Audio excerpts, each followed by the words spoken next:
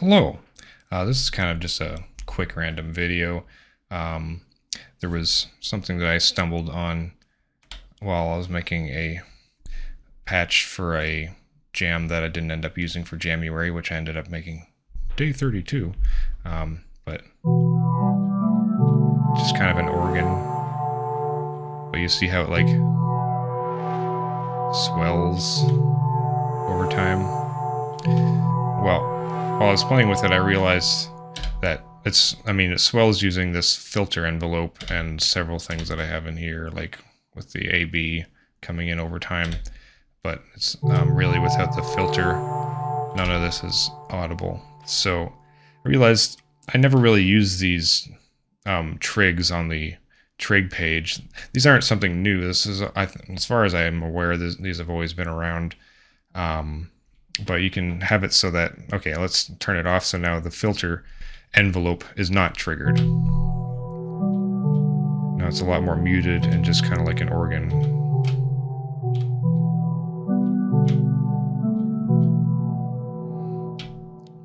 And then turn it on.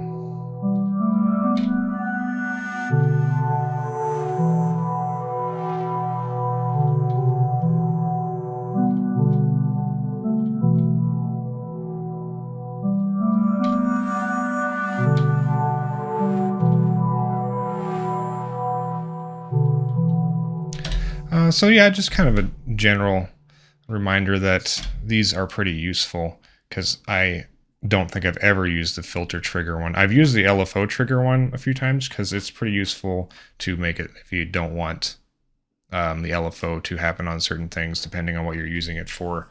Yeah, that one's really useful.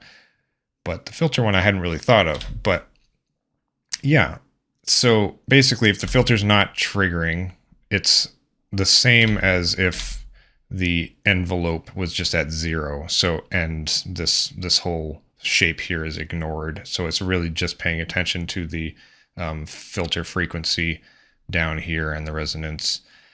So yeah, I mean, most people probably know this stuff, but for, new people, or if you just kind of have tunnel vision, like sometimes I do, where you're not really thinking about certain functions on something, that's basically how it works. So like, let's turn filter trigger on, but envelope to 0, and it sounds the same.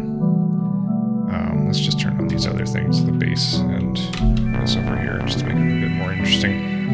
Yeah, but then if we put the envelope back, there we go. So the envelope is basic. So when those are off, it's just cutting off the high frequencies.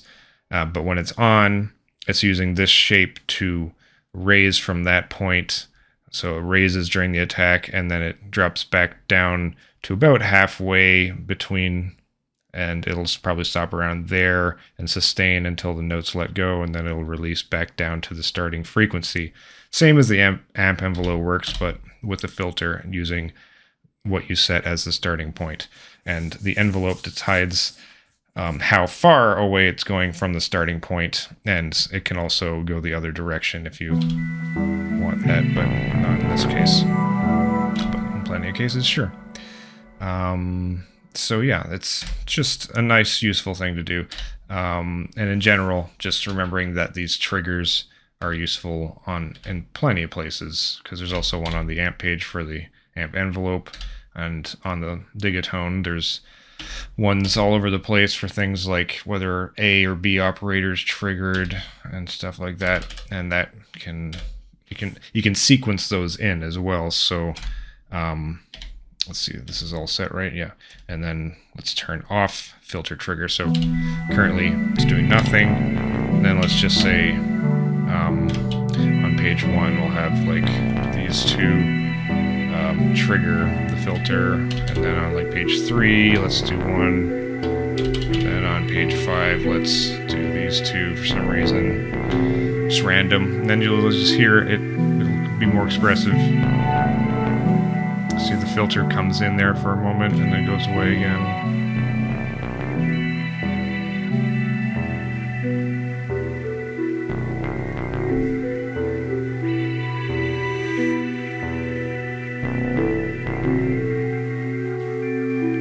Nice stuff. Yeah, so you kind of get the point. It's nothing crazy, but it's it can be really useful. Also, I just want to point out how nice FM is, that you can often go really down low and it still sounds really great.